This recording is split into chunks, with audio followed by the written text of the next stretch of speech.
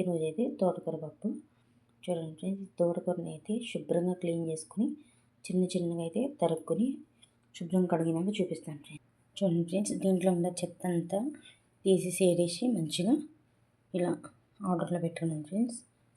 ఇదైతే శుభ్రంగా సన్నగా తరిగేసుకుందాం ఫ్రెండ్స్. చూడండి ఫ్రెండ్స్, కత్తిపేట అయితే తీసుకున్నాను.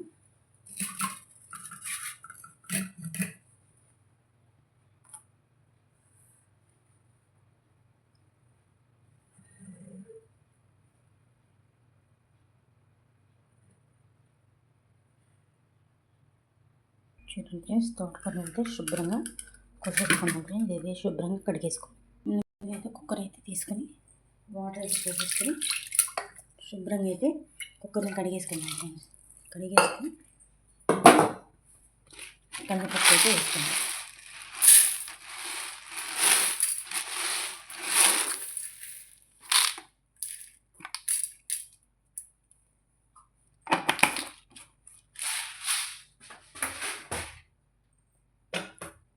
చూడండి, కందిపప్పుని అయితే శుభ్రంగా కడిగేసుకున్నాను ఫ్రెండ్స్. కందిపప్పుని అయితే శుభ్రంగా కడిగేసుకున్నాను.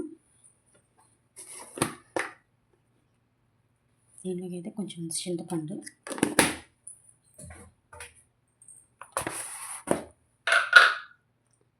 కొద్దిగా కారం, చూడండి ఫ్రెండ్స్, కొద్దిగా నూనె,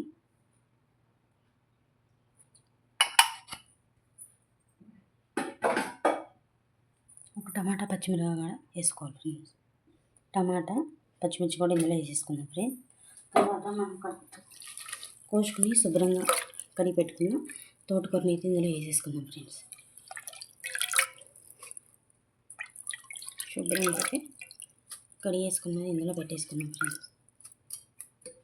తర్వాత ఫ్రెండ్స్ తగిన వాటర్ అయితే పోసేసుకున్నాం.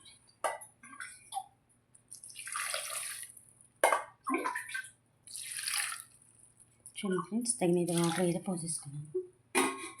కుక్కర్ మూత పెట్టేసేసి పెట్టేసుకున్నాం ఫ్రెండ్స్. స్టవ్ పైన అయితే పెట్టేసాను చేస్తాను ఫ్రెండ్స్.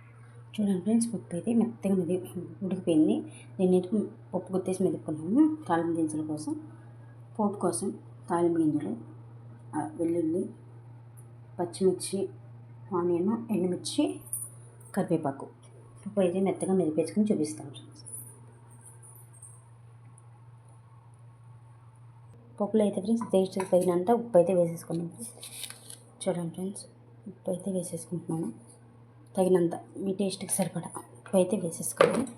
ఈ పప్పునైతే అయితే ఫ్రెండ్స్ పోపు అయితే వేసేసుకున్నాం ఫ్రెండ్స్. స్టవ్ అయితే వెలిగించేసాను. ఈ కడాయి వేడైన తర్వాత ఆయిల్ అయితే పోసేసుకుని పప్పు కూడా శుభ్రంగా మెదిపేసుకున్నాం. చూడండి ఫ్రెండ్స్, కడాయి అయితే వేడైపోయింది. ఆయిల్ అయితే పోసేసుకున్నాం. తగినంత ఆయిల్, పప్పు దినుసులు అయితే ఒక్కొక్కటిగా వేసేసుకున్నాం. ఆనియన్స్ అయితే వేసేసుకున్నాం ఫ్రెండ్స్. ఈ పోపు దినుసులు మొత్తం ఒకసారి వేసేసుకున్నాం ఫ్రెండ్స్.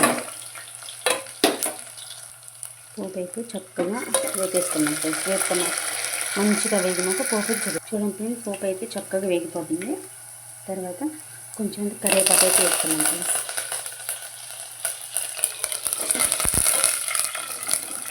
చూడండి ఫ్రెండ్స్, పోపు అయితే ఎంత చక్కగా వేగిపోయిందో.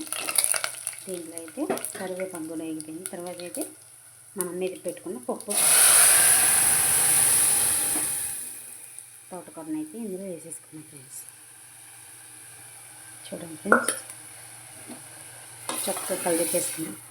చక్కగా తెరినాక మంచిగా ఉడికినాక చూపిస్తాం. పప్పు అయితే ఉడికేసింది ఫ్రెండ్స్. మన ఎమ్మె తోటకూర పప్పు అయితే రెడీ అయిపోయింది ఫ్రెండ్స్.